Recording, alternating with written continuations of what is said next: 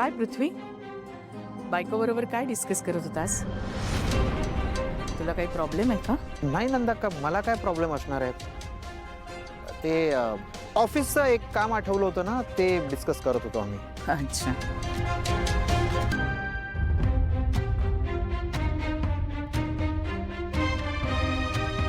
बरं, ते डिस्कशन वगैरे सोडा.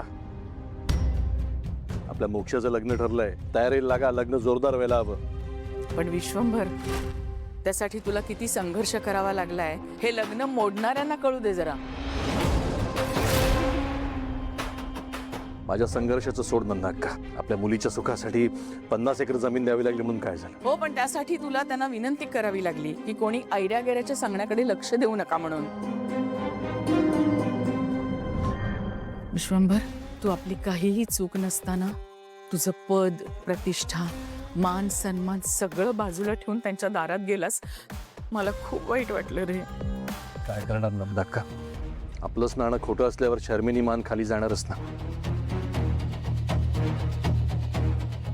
पण समाधान एका गोष्टीचं आहे की मोक्षाचं भलं होत आहे आणि तिच्या सुखासाठी मी काहीही करायला तयार आहे. पण जिच्यामुळे लग्न मोडलं होतं ती जर का पुन्हा असं वागली तर तिच्यासाठी या घराची दारं कायमची बंद असतील.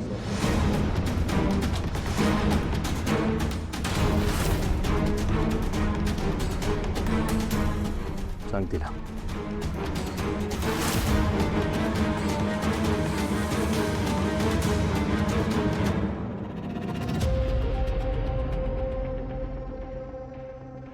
भैया काय म्हणाला ऐकलंस ना? त्यामुळे जरा सांभाळून राहा. तू त्याच्यासाठी असून नसल्यासारखी आहेस, समजलं?